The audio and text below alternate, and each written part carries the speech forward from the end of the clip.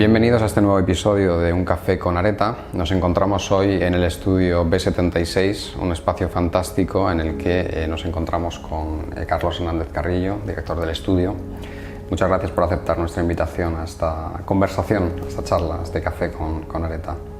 Buenos días, Javier, un placer recibiros en esta casa. Cuéntanos un poco la esencia de vuestro estudio, vuestro valor añadido, vuestra experiencia y un poco en resumidas cuentas cómo afrontáis el trabajo como arquitectos en este momento. Bueno, Estudio 76, el mérito, antes lo comentábamos, ¿no? El mérito que tiene la supervivencia de los pequeños estudios de arquitectura, ¿no? Es casi titánica. En nuestro caso llevamos vivos desde que nacimos, lógicamente, 1976. Estamos hablando ya de muchos años, ¿no? Al final no hay muchos estudios que tengan esta longevidad, ¿no? Fue José Luis Bilbao quien fundó el estudio y lo fundó con un carácter peculiar porque realmente estaba muy dedicado al interiorismo.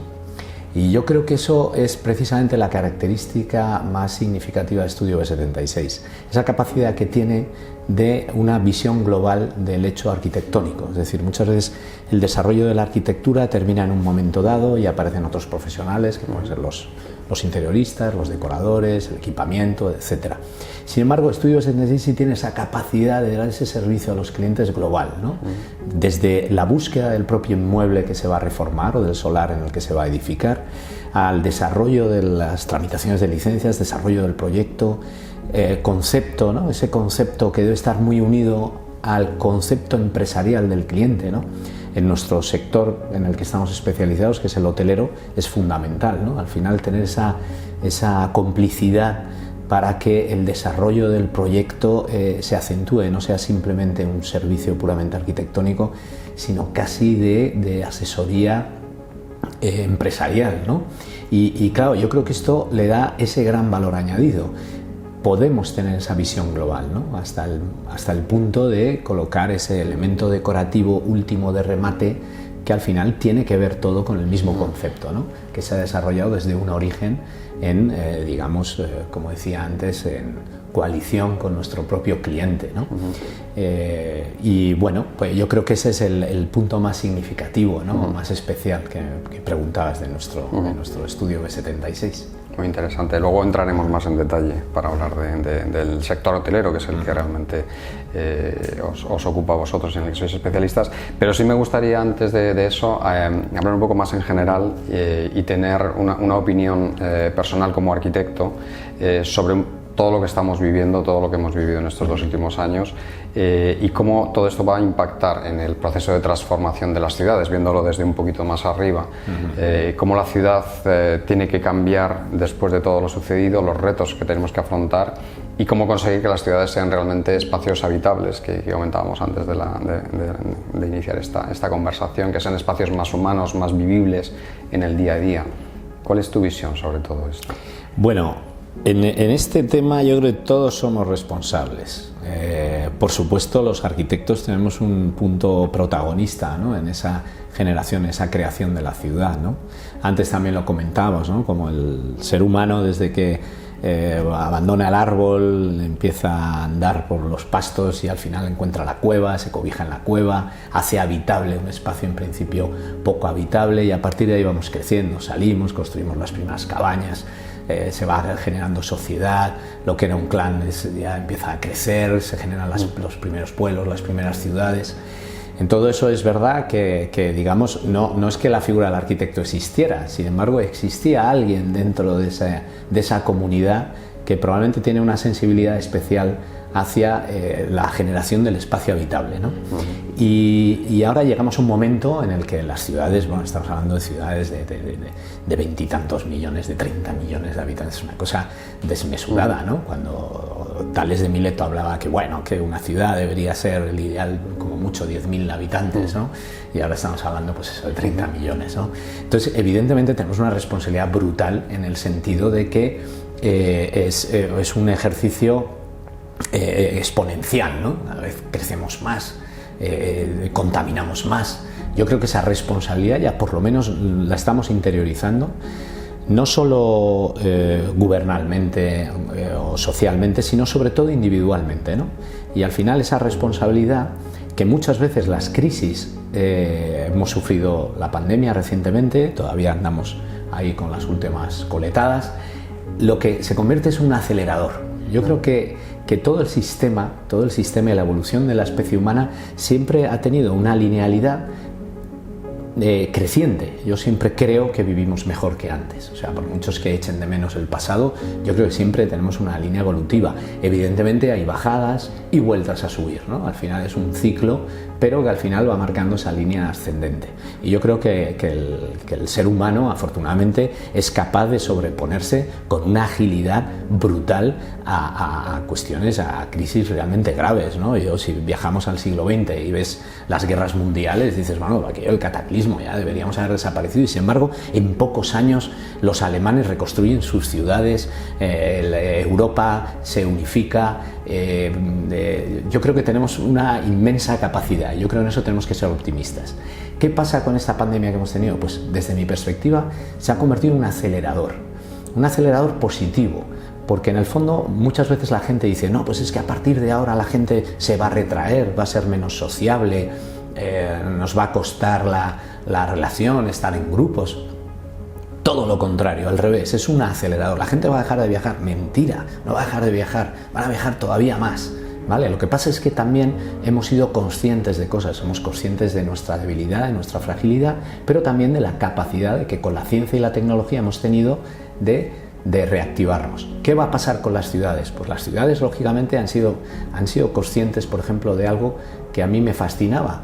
El sector de la construcción, gracias a Dios, durante el periodo de la pandemia pudo continuar. ¿Qué pasó? Que de repente vimos unas ciudades limpias, puras, diáfanas, era una atmósfera, no existía el aire, o sea, de repente veías la Sierra de Madrid. Yo me acuerdo cuando estábamos en el Pestana CR7, en plenas obras, subíamos al ático, a mí me encantaba, yo cada vez que hacía la visita de obra, subía, me asomaba, respiraba, sin la mascarilla, pues ahí arriba, pues tranquilamente, y de repente veía la Sierra de Guadarrama y parecía que estaba al otro lado de la Gran Vía. Maravilloso. Entonces de repente dije, qué formidable sería una ciudad sin contaminación. Pero es que realmente estamos en esa vía. Es decir, esta nave, por ejemplo, está alimentada por células fotovoltaicas. Toda la cubierta está forrada de células fotovoltaicas. De repente generamos una energía no contaminante con algo que nos sobra en España, que es el sol. Y eso, oye, pues al final, si empiezas a extrapolarlo a los coches, a los sistemas de climatización de las viviendas, etcétera, vamos reduciendo esa contaminación. Y en el fondo creo que lo que le va a pasar a las ciudades, al revés de lo que ha habido muchas reflexiones al respecto, de que el hombre va a volver al campo, digo, mira, me temo que no. Creo que las ciudades van a seguir creciendo. Lo que vamos a hacer es traer el campo a las ciudades. Vamos a traer esa atmósfera limpia que podemos respirar en la Sierra de Guadarrama, la vamos a traer a Madrid, porque vamos a dejar de contaminar. Esos espacios ajardinados, bosques, los vamos a poder traer a nuestras ciudades, a nuestras aceras, a nuestro asfalto, porque el asfalto ya no va a ser necesario. Todos los sistemas que tenemos de comunicación en una ciudad, que al final, pues fíjate, ya hace absurdo tener un coche privado, no tiene sentido. Al final tienes tal cantidad de recursos, bici eléctrica, metro, autobús, Cabify, el taxi, tienes de todo, tienes una patineta para poder moverte, no necesitas, puedes andar, tenemos las piernas, es el medio de locomoción natural del hombre. Entonces, al final, todo eso va a reducir la necesidad de espacio destinado al coche, que yo creo que marcó las ciudades del siglo XX, y de repente va a generar unas ciudades nuevas en el siglo XXI, que, repito, va a ser como traer el campo a la ciudad. Yo por lo menos lo veo así. Y el rol del arquitecto, del urbanista, creo que es muy importante en toda esta redefinición o replanteamiento de la ciudad. Sí, nos toca esa responsabilidad, pero antes lo decía, es una responsabilidad individual, es de cada uno, es de cuando nos tomamos una lata de cerveza y ¿qué hacemos con esa lata? Pues no es lo mismo que lo tires a cualquier lugar que lo tires al punto de reciclado, ¿no? Cuando nosotros empezamos a ser conscientes de ello, o por ejemplo digo, oye, voy a ir a por el pan, vas a coger el coche para ir a por el pan, date un paseo que está a 5 minutos y es sanísimo. No sé si me explico. O sea, de verdad, la responsabilidad al final los arquitectos no somos más que el reflejo de la sociedad. A veces, en determinadas circunstancias, podemos marcar hitos de innovación que hacen ver la luz al entorno. Pero bueno, igual que lo tenemos nosotros, lo puede tener un político, o lo puede tener un psicólogo, o lo puede tener un abogado. Quiero decir que no somos más que el instrumento de la sociedad. Nosotros respondemos a las necesidades de la sociedad, pero no somos no somos nosotros sobre los que recae esa responsabilidad. Creo que recae sobre el individuo. Estoy de acuerdo con esa reflexión. Llevado todo esto ya a una escala, no digo inferior, sino a un plano más cercano, que ya sería el plano de la construcción, y dentro del mundo hotelero, que es el que realmente vosotros sois especialistas, imagino que sí que habréis experimentado un shock importante dentro de vuestro negocio, dentro de lo que es el cómo definir los espacios. ¿Cómo habéis vivido este periodo y cómo prevéis que vaya a evolucionar en los próximos 3-5 años? O 10, porque aquí se habla de procesos yo creo que un poco más largos en cuanto a lo que es la definición de un espacio hotelero. ¿Cómo lo estáis viviendo? Bueno, evidentemente ha sido muy duro. Nuestros clientes, imagínate, grandes compañías hoteleras que igual tienen 10.000, 20.000 empleados por todo el mundo, de la noche a la mañana todos sus hoteles cerrados. Por supuesto es una circunstancia económica, pero repito, una circunstancia, es decir, circunstancial. Yo creo que lo importante es la siguiente reflexión. Siempre yo, desde que estábamos en plena pandemia, se me decían, no hay problema, pasará. O sea, igual que ha pasado la historia de la humanidad, ha habido miles de acontecimientos y por eso es bonito conocer la historia, porque a partir de la historia te permite relativizar el presente e imaginar el futuro, ¿no? Los arquitectos vivimos siempre un poco pensando en el futuro, ¿no? Es nuestro deber, tenemos que planear ideas que se materializarán al cabo de unos años, ¿no? Entonces siempre estás diseñando futuro. Con la pandemia no hay problema, ha sido un acelerador. Es decir, la pandemia lo que ha llevado no es tanto a generar cosas nuevas, sino a acelerar lo que ya se veía que venía. Por ejemplo, el mundo hotelero. El mundo hotelero lógicamente ha evolucionado. Estudio 76 lo conoce desde los años 70, que es cuando nace el mundo del turismo en España, ¿no? Un mundo de turismo que además ayudó a traer la democracia. Muchas veces despreciamos el turismo como si fuera algo contaminante. No, perdona, contaminante puede serlo, pero también de buenas ideas. Yo creo que para la España de los años 70, por ejemplo, esa entrada del turismo, ese flujo de gente europea que venía de otra forma de entender la vida, que poco tenía que ver con la España franquista, pues de repente trae nuevas ideas y nuevas formas de ver ese día a día. Eso yo creo que fue uno de los grandes alicientes para esa transformación a la democracia que tuvo España. Si seguimos mirando la evolución del mundo turístico, fíjate dónde te he llevado, del turismo vacacional, de repente resulta que acaba transformando un país que lleva 50 años de dictadura y te lo transforma en la democracia. No digo que fuera solo ese concepto, pero que ayudó. Un elemento más. Pero fíjate, ahora voy más. De repente vamos viendo cómo evoluciona y de repente aparece ese turismo business de negocios, ¿no? De repente el turismo se convierte, estoy pensando en hoteles como NH o AC, que de repente generan un sistema de ver el mundo hotelero en el que tú tienes la tranquilidad de que vayas a la ciudad que vayas, sabes dónde vas a tener el interruptor, sabes dónde está la cama, sabes cuál es el diseño, sabes cómo funciona el hotel y te sientes como en casa, ¿no? Como en casa porque todas son iguales. Sin embargo, de repente viene otra revolución, que todo esto lo hemos vivido desde Estudio B76 y hemos sido, en cierto modo y modestamente, también partícipes. De repente generamos otra idea, que es la de la experiencia, ¿no? El hotel como generador de experiencia. Y dices, bueno, y de repente creamos Only You. ¿Y Only You qué significa? Pues una cadena hotelera acostumbrada a generar hoteles business, también con un concepto muy igual de sus habitaciones en todas partes. De repente se ubican en un edificio histórico y nosotros tratamos de acompañar al hotelero en una nueva creación de un nuevo concepto. Un concepto en el que el hotel ya no es tanto un lugar en el que vas simplemente a dormir, sino que se convierte en un espacio de experiencia. Y un espacio donde yo les decía, la planta baja pertenece más al barrio de Chueca, la calle Barquillo, que al propio hotel.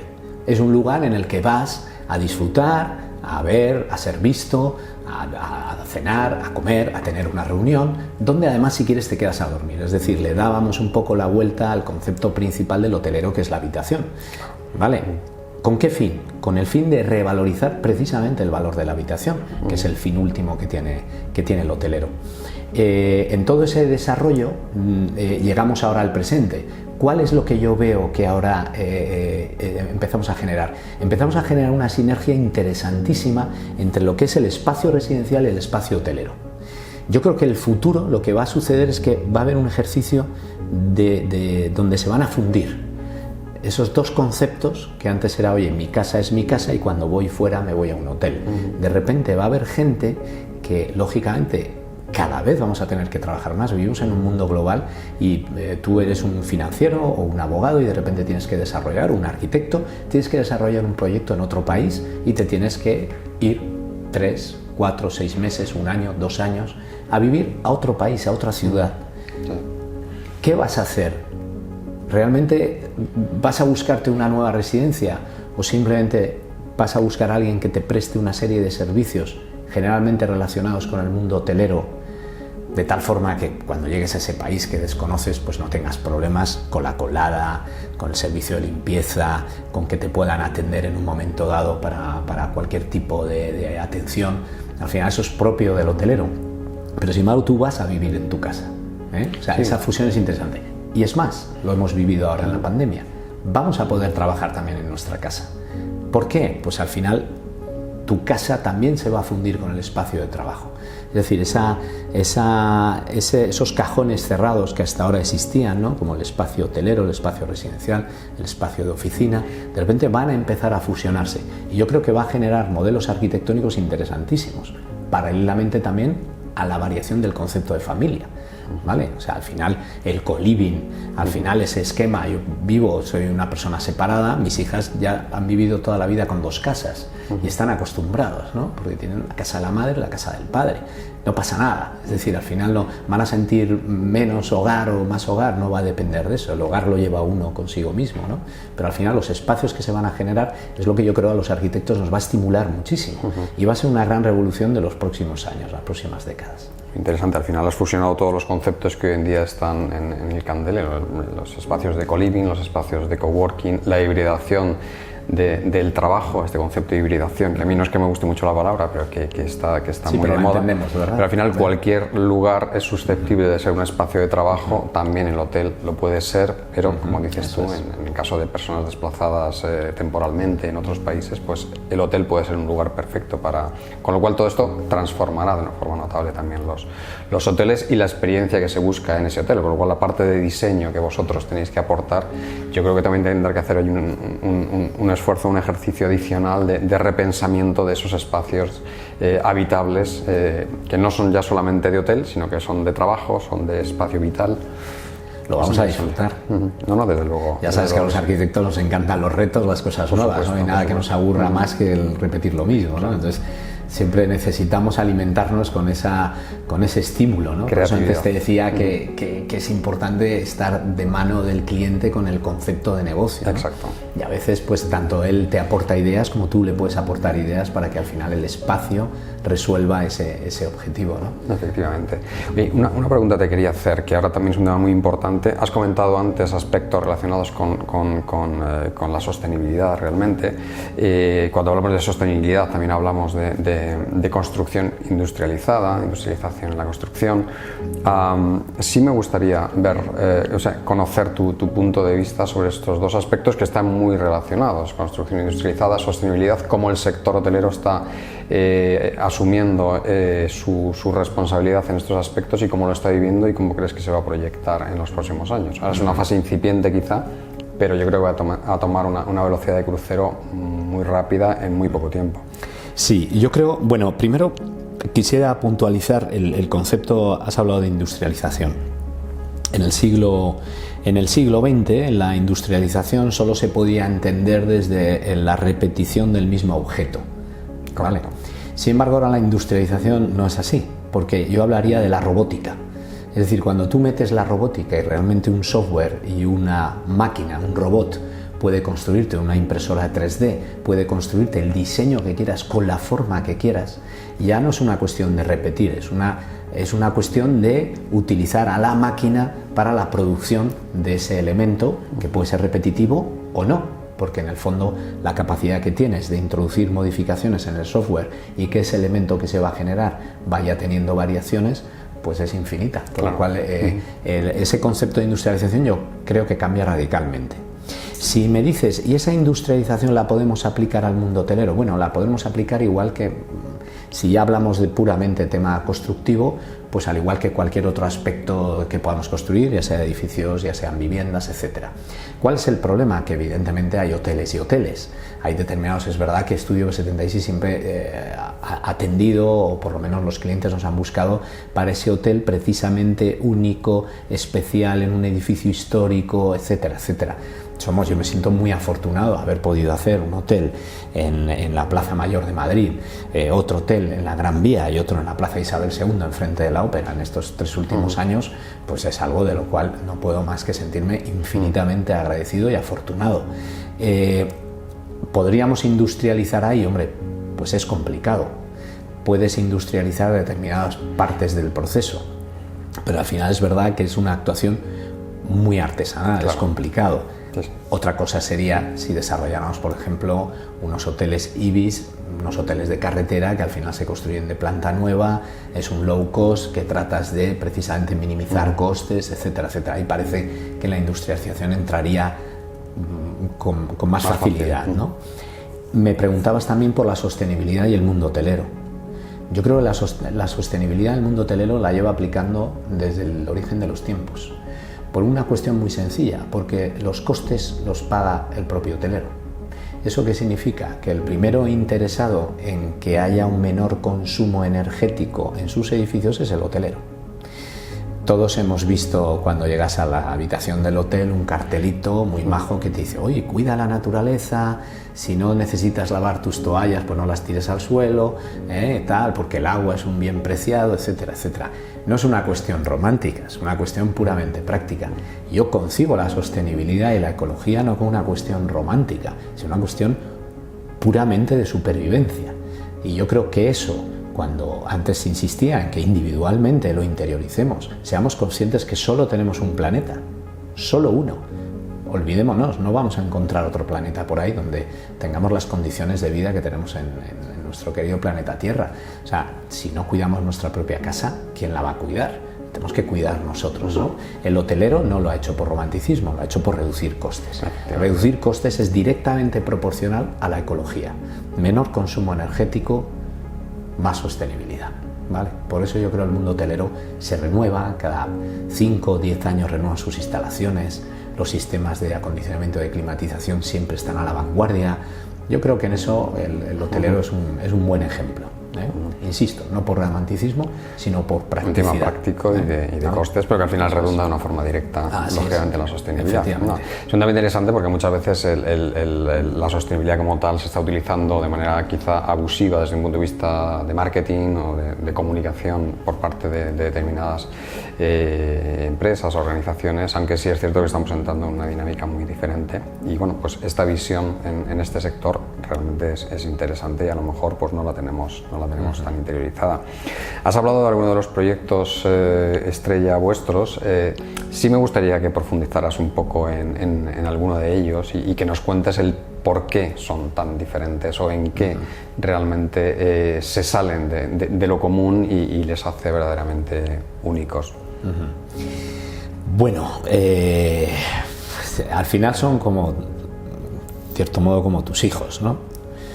Le tienes mucho cariño a todos. O sea, al final son muchos años trabajando, dejando mucho esfuerzo de todo el equipo del estudio o de uno mismo, y al final, bueno, tratas de hacerlo siempre lo mejor posible. A veces aciertas más, aciertas menos. Yo hay un hotel que le tengo mucho cariño, que es el Hotel Pestana Plaza Mayor, porque realmente para un ciudadano de Madrid como soy yo, que he disfrutado de mi ciudad, tener la posibilidad de intervenir en la propia Plaza Mayor y convertir un edificio abandonado, que era la antigua Junta de Distrito, convertirla en un hotel, en este caso la marca Pestana, pues realmente era todo un reto, ¿no? Yo me acuerdo que cuando me llamaron los portugueses y me dijeron: Carlos, queremos que te encargues tú de desarrollar el proyecto, pues lo primero que hice fue coger el metro, irme a Llasol, darme un paseíto por la Plaza Mayor y realmente decir: Carlitos, tenemos una responsabilidad importante. A partir de ahí, ya lo único que hay que hacer es escuchar al edificio, escuchar al entorno, y de repente te van generando las ideas, las soluciones, y vas generando un espacio que al final se integre en la ciudad. No puede ser un platillo volante de repente aterriza allí, no. Al final lo que tienes que hacer es un espacio, por lo menos la perspectiva que tenemos desde Estudio B76, que cuando tú estás en el hotel y te asomas a esa ventana y te asomas a la Plaza Mayor, dices, joder, qué maravilla, qué lugar, ¿quién soy yo? Yo no puedo competir con esto, yo lo que tengo que hacer es unirme a ello, ¿no?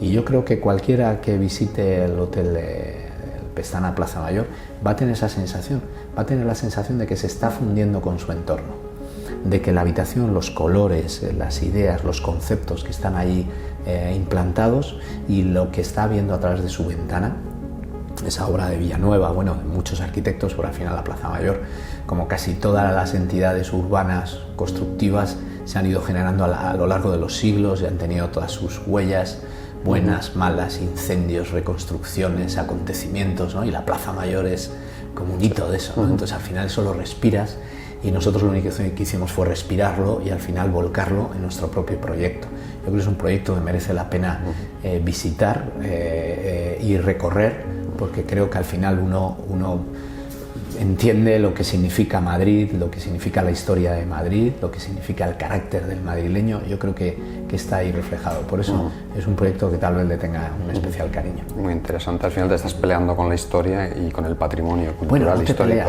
al revés, claro. Y como no puedes vencerlo, entonces no tendría sentido. También vuelvo a decir, ya no es una cuestión romántica, es una cuestión puramente práctica. Claro. O sea, ¿quién eres tú para competir con siglos de historia en una ciudad? Al revés, aprovéchate. Si te va a hacer todo eso, te va a hacer tu proyecto, ¿no? Te va a hacer fácil tu proyecto, ¿no? Todos esos inputs que vas recibiendo y materializando, al final pues es una facilidad, ¿no? No hay nada peor que el papel en blanco. Claro, el papel en blanco es horrible. Necesitas inputs, ¿no? Necesitas relaciones, ¿no? Para desarrollar tu nuevo proyecto. Esto nos lleva ya al argumento final que quería comentar contigo. Hablamos de historia, hablamos de patrimonio. En España el turismo tiene un peso importantísimo y un peso también esencial en la transformación de la economía y de la sociedad. Hablabas antes del papel que jugó en el momento de la transición también en España. ¿Tú crees que las instituciones públicas y las empresas privadas tienen claro este papel y lo están considerando a fecha de hoy desde un punto de vista estratégico con la debida importancia que merece o no? Buena pregunta, interesante y difícil pregunta. Porque al final, sin querer, uno se mete en el aspecto político, ¿no? Y el político es sensible, el tema político es sensible, pero la política está en el día a día. Yo cuando la gente dice, no, a mí no me interesa la política, digo, pues tienes un problema, porque la política está en cada cosa que haces, ¿vale? La política en realidad es la idea, ¿no? Es el concepto. Bueno, yendo a la pregunta que me hacías, es importante, bueno, tema privado, tema público, ¿no? En el mundo del turismo, ¿no? ¿Qué deben hacer los poderes públicos? Bueno, yo soy de los que opinan que los poderes públicos, en realidad, igual me gano algún enemigo, pero deben molestar lo menos posible. Es decir, ¿qué es lo que el sector privado no puede hacer? El sector privado no puede trabajar las estructuras y las infraestructuras básicas, ¿vale? Evidentemente, la sanidad, la educación, la justicia, la seguridad, las infraestructuras, todo eso es una responsabilidad de lo público, que lo público no olvidemos, no es que sean unos señores funcionarios, no, lo público somos todos, ¿vale? Volvemos a la responsabilidad individual, lo público somos todos, ¿vale? Lo público debe estar ahí, debe ser protagonista de esos aspectos que el sistema privado lógicamente no podría cubrir, ¿no? Yo me imagino una persona que vive en un pueblo perdido, el privado nunca pondría un autobús porque no sería rentable, entonces ahí tiene que aparecer el privado no puede, tiene que aparecer el público para ayudar y compensar y equilibrar, ¿no? Desigualdades, etcétera, etcétera. Cuando hablamos del sector del turismo, el sector del turismo es algo puramente privado. Es decir, yo creo que al final es un desarrollo de gente empresarial, emprendedora, que tiene sus ideas, las desarrolla, genera puestos de empleo, etc. ¿Qué debe hacer los poderes públicos? Pues bueno, los poderes públicos, insisto, de momento molestar lo menos posible. Y en un segundo nivel, sí diría que aportar la ayuda para la transformación. Es decir, muchas veces el sector privado le cuesta al final económicamente actualizarte a unas instalaciones nuevas, a un sistema más sostenible, pues es caro, es complicado, y ahí sí que puede aparecer el poder público, ¿no? Porque en el fondo hay una política, una idea de como nación deberemos ser sostenibles, debemos ser autosuficientes energéticamente, etcétera, etcétera. Eso afecta no solo al turismo, afecta a la industria, a la residencia, afecta a todo, pero también al turismo. Entonces ahí es el único punto que yo entiendo que debería aparecer en escena. Luego tenemos el tema de la imagen como país, ¿no?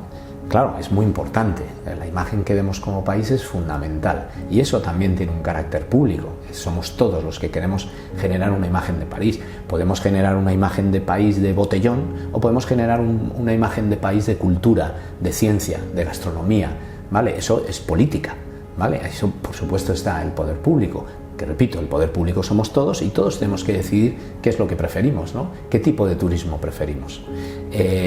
Yo por mi parte lo tengo muy claro y probablemente tú también, Javier, ¿no? Preferimos un turismo de calidad, un turismo que busque la cultura. Yo me imagino unos europeos o hispanoamericanos que vengan a visitarnos.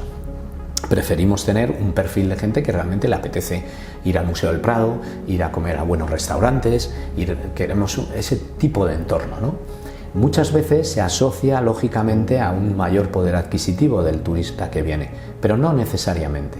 Es decir, tú puedes tener un nivel cultural de gente que no necesariamente tenga un poder adquisitivo mayor, ¿vale? También ese sector turístico es interesante, ¿vale? Yo creo que, no sé, es complicado, pero me parece que el sector público debería ayudar en ese aspecto, insisto, y sobre todo no entorpecer. Yo a veces veo políticas en las que de repente personas precisamente que tienen esa responsabilidad empiezan a criticar el turismo como si fuera, recuerdo algún comentario que tiene poco valor añadido. Yo digo que el turismo tiene poco valor añadido. No creo que sea justo ni adecuado, ¿no? Sobre todo en algo que representa igual el 15% del Producto Interior Bruto, de forma directa e indirectamente ya no sé cuánto, ¿eh? Luego, por otro lado, no nos podemos dormir en los laureles. El turismo es magnífico. Tenemos el sol, tenemos la gastronomía, la cultura, la historia, muy bien.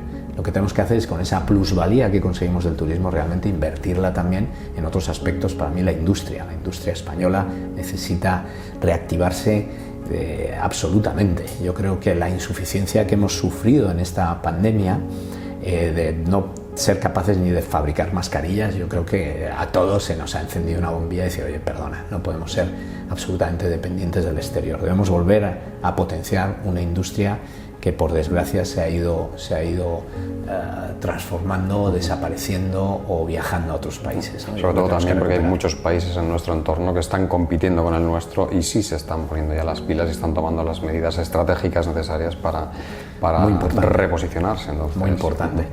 Muy interesante, un tema complicado, la verdad. Bueno, pues ya para terminar, Carlos, sí me gustaría que por lo menos terminases o cerrases esta conversación que hemos tenido pues, con un mensaje de optimismo para el futuro, ya no solamente hablando del sector hotelero, sino en general. Sí, bueno, yo creo que a ver, en la vida tú no puedes vivir con una visión negativa, ¿no? O sea, yo creo que para eso, pues vete, ¿no? O sea, yo creo que en la vida todos debemos de tener esa visión siempre optimista. Antes se explicaba que cuando uno mira atrás, mira la historia, se da cuenta que hay una línea de crecimiento constante, de desarrollo, de cultura, en la sanidad, en la educación, en nuestra responsabilidad hacia el planeta. Yo creo que todo esto tenemos que ser conscientes. Por lo tanto, pensar que el futuro va a ser peor es atentar contra la inteligencia, ¿vale? El ser humano, gracias a Dios, va mejorando, aprende de sus errores, luego vuelve a cometerlos, pero los comete de una forma diferente.